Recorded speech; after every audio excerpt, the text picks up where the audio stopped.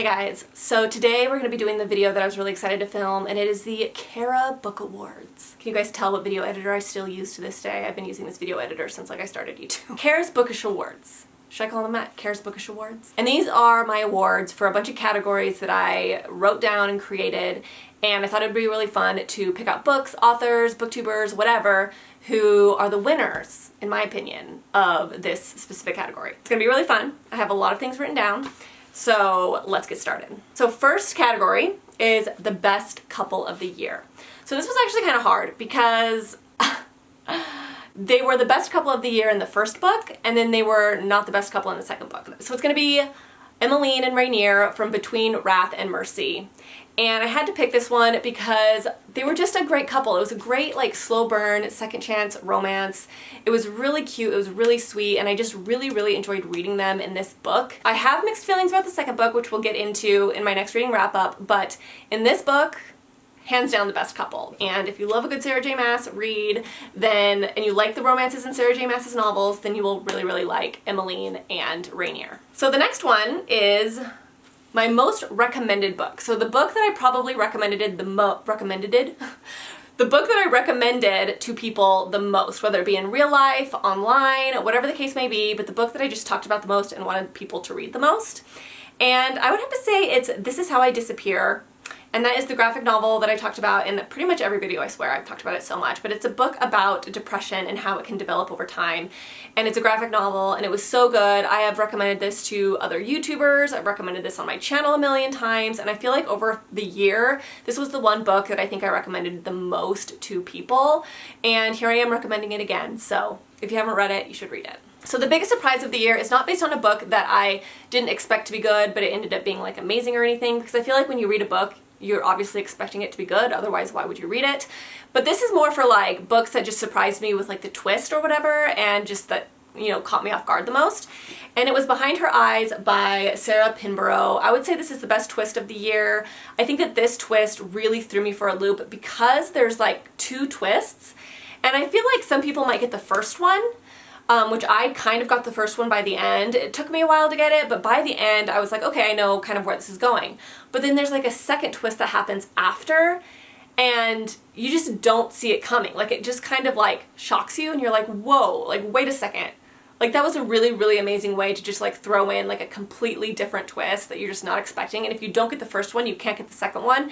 It's just one of those things where you like think the book is over, but then something else is thrown at you and you're just like, what the heck? So this was by far my favorite twist, the most surprising, the one that I was like, what the heck? And I think I even told my husband about the twist in this one as well. Genre of the year, or my favorite genre of the year, is obviously romance. Duh. That one was pretty obvious. So 5, 10, 15, 20, 21 romance books. It'll probably be that way for all years, to be honest, because I feel like romance is one of those unique genres where you can put them in a thriller, you can put romance in a horror, you can put romance in a contemporary, whatever. Like romance can go in anything, so I can always like mark off romance when I'm reading a book, if that makes sense. So my most memorable character. Okay. So I feel like this is a really hard one because there's so many characters that are memorable for me this year, and characters that I just really loved. And I feel like I could pick so many characters for this question, but I'm going to pick a character that I read recently, and it is DeWalt from Between Wrath and Mercy. So DeWalt is just a unique character. I really liked him. He was the side character, kind of similar to like Cassian or like Rune, where they're not the main character, but they have like their own separate plot going on. And there was something about DeWalt that was really endearing, that was really unique. I feel like she wrote his character really well to give him like a very specific personality type, and I really liked reading about him, and I really was excited to see where his relationship was going, and I was so curious about him and like where his relationship was going. He dealt with trauma, he dealt with really bad loss and really bad grief, and he was just such a great, well-written character, and he was like sexy, and he was just cool, he was badass, and I just really liked him. So I'm gonna say that DeWalt was probably the character that is most memorable for me, and the one that I was most invested in, and the one that I really wanted to like kind of see his story play out the most. The most memorable setting for a book. So for this book, I decided to go with House of Salt and Sorrows by Erin A. Craig. So this book is kind of like a horror, and it takes place on like a coastal cliff face, I guess. So there's like a cliff and then there's like the ocean, and they live in like this old kind of beach mansion type of thing. I don't really know what you call it, but I just feel like this had such a memorable, clear setting. Like when you read this, like you can picture everything so beautifully. And then there's like these really awesome ball scenes that you get to read, kind of similar to like Labyrinth when Jareth and Sarah are like dancing in the Labyrinth ball thing. It's similar to that, and I got just like the best, most vivid images in my mind. The conservatory scenes were really, really vivid in my mind, and I just feel like this entire book just really sticks out in my mind for like setting, but I didn't feel like it was too descriptive, which I don't like it when authors try to like make their settings like really memorable by adding too much description, which I have experienced a lot well, not a lot, but I did experience it really bad this year. But Erin A. Craig was able to create really memorable settings without being too descriptive, which is a great strength and an amazing writing ability when authors can do that. So props to Erin A. Craig. So my new favorite author is actually an author that I have listened to a lot of audiobooks of this year. And one genre that I've gotten really into this year is psychological thrillers, and I love reading them while I'm cleaning the house. They're really fast-paced, they keep me really invested, so I can like really focus on the audiobook and cleaning at the same time, and I always get so much done. And my new favorite author is actually, or one of my new favorite authors, is Lucinda Berry. Now, I'm not going to say that Lucinda Berry writes like the most insanely twisty and turny novels, but she definitely writes really good psychological thrillers because she is a doctor in psychology. So she has a degree and she works with kids, so like pediatric psychology, is that what it's called? And so she knows a lot about what she's writing about, which I really appreciate. I much prefer to read psychological thrillers written by people that actually work in the industry, and she does. So she really knows what she's talking about. She writes about things in a very respectful way, which is important as well. So Lucinda Berry is definitely my new favorite author, and I'm going to be reading way more of her books this year as well. The Best Book Boyfriend, or my new book boyfriend of the year. It's actually a book that I haven't read in a while. It was a book that I read more at the beginning of the year, but it is Rune from House of Sky and Breath. Oh my gosh, I fell in love with Rune in House of Sky and Breath. He's just such a great character. I love those side like BFF characters of like the male love interests, or just like the side male characters, whether it be Cassian or DeWalt or Rune. Like, I love them for some reason. I'm always a side character girl. I'm never like really into like the main like love interest. I mean, I like them, they're always like fun to read about, but I always like the side characters. I don't know what it is, but Rune was just fantastic. I loved his romance in House of Sky and Breath. I loved it a million times more than Hunt and what's her name? Bryce. Hunt and Bryce. I was not into Hunt and Bryce's relationship in House of Sky and Breath, but Rune, it was amazing. Best cover of the year goes to a book that I actually didn't really like, but this definitely deserves best cover of the year as far as like what's on my bookshelves. I mean, there's a lot of books that came out this year that had really good covers, but this is like more like books that I own, if that makes sense. And that is Gallant by V.E. Schwab. This book cover is stunning. It's still facing outwards on my shelf, even though I didn't really love this book. I love the cover, and I just think it's so gorgeous, so I had to put it out on my shelf. So this hands down gets the award for best cover, and I love the back, I love the spine, just everything about this is gorgeous. Worst cover of the year. So this isn't really an award, but I'm just gonna like pretend it's an award. But this book is really good, so it just like gives me more of an opportunity to talk about this book. So it is kind of an award because you just get more talk time, right? But the cover is just ugly, and it is When Breath Becomes Air by Paul Kalanithi. This book was so good. Fantastic book. 5-star book. I will be reading this again in the future. I highlighted this like crazy. It's so good. It's about a doctor who gets cancer and basically has to face his eventual death. But this cover is so boring. Like, you couldn't think of a better cover. Like, I feel like covers like this get, like, the authors get so gypped.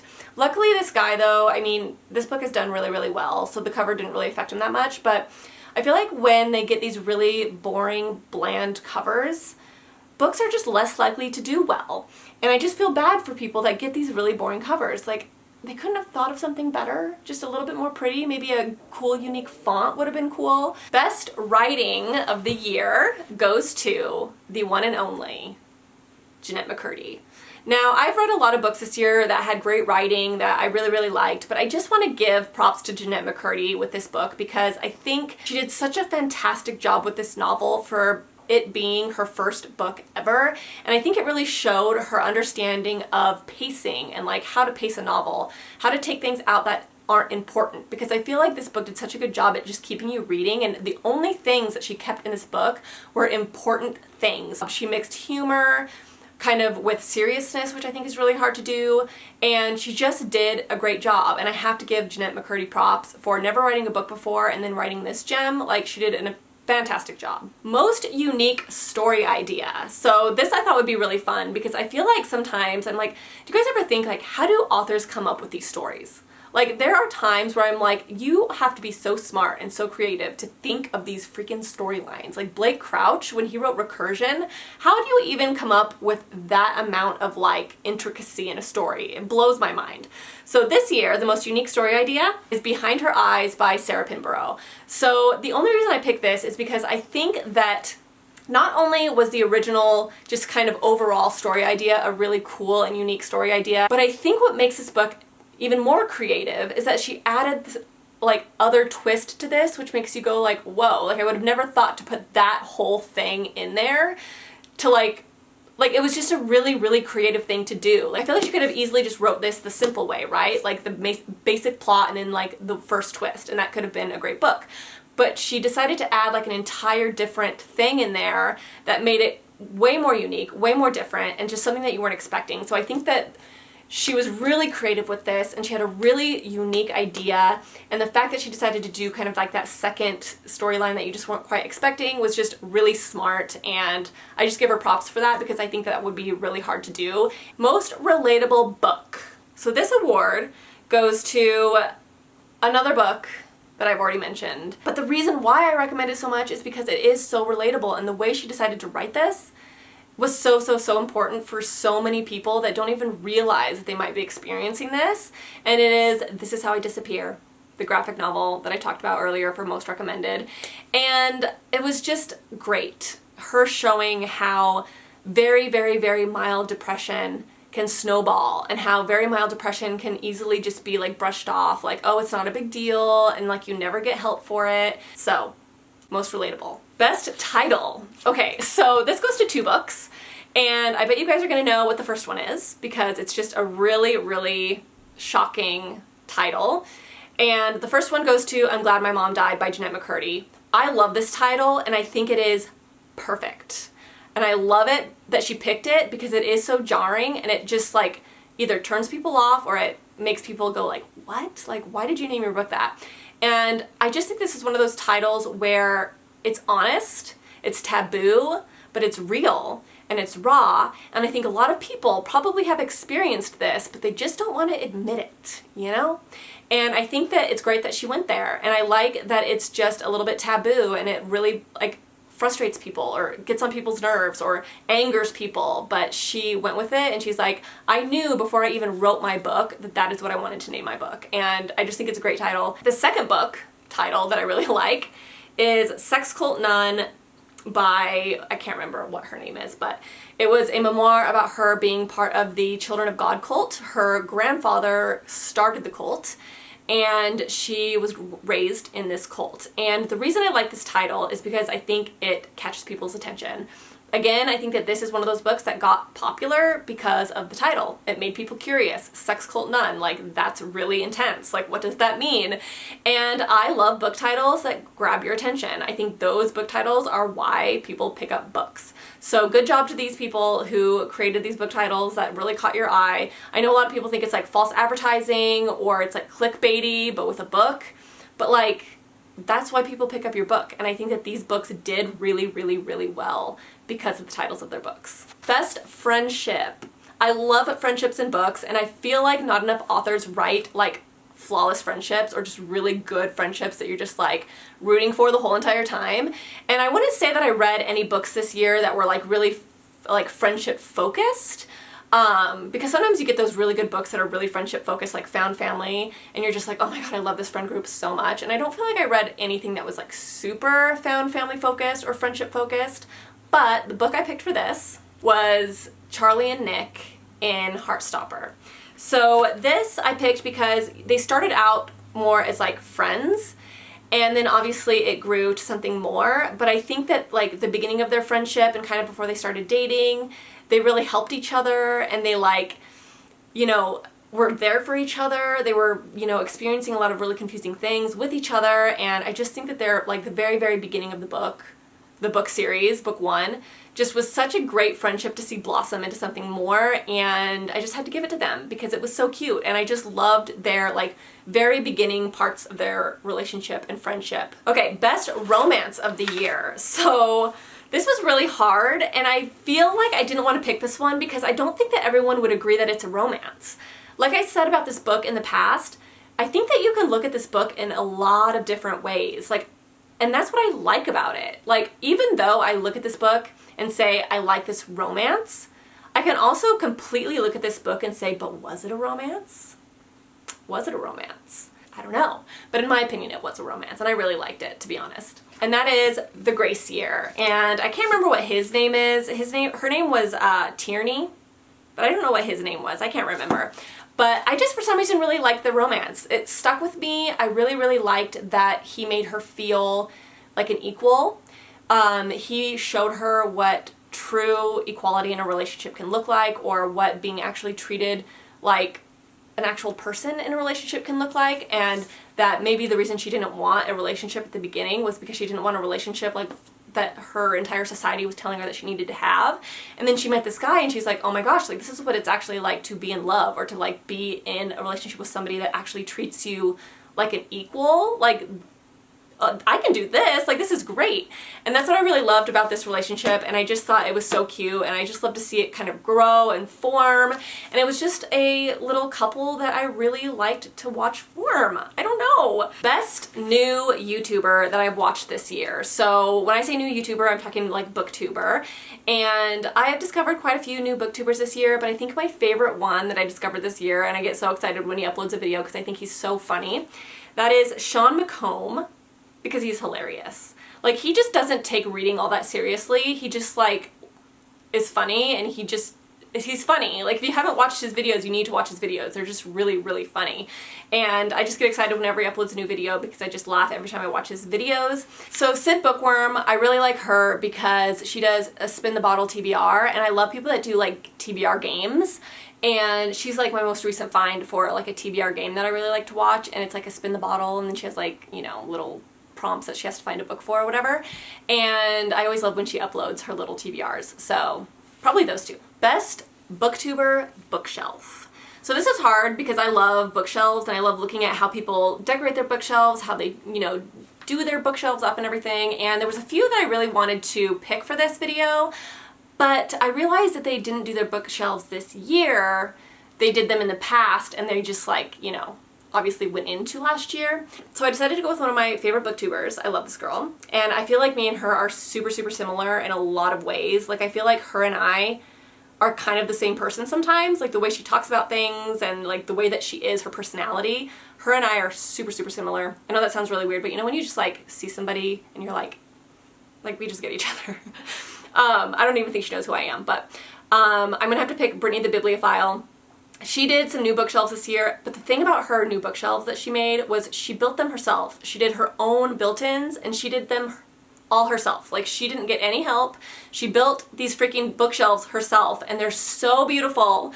And there's like a little seating area, and then she painted them like this really dark bluish gray color, and they're stunning. So I'm gonna have to give best bookshelves to Brittany the Bibliophile. Let me know in the comments below what categories I should put into this video next year, what awards I should add into this video. I think it would be really fun, because you guys are always like really creative and you guys think of really good ideas. So if you guys have any ideas for different categories, let me know.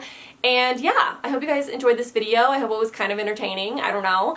But I will be back soon with my current wrap-up video because I've read a lot of books since my last one and I have a lot of books to talk about. So I will see you soon for that video, and I will talk to you guys soon.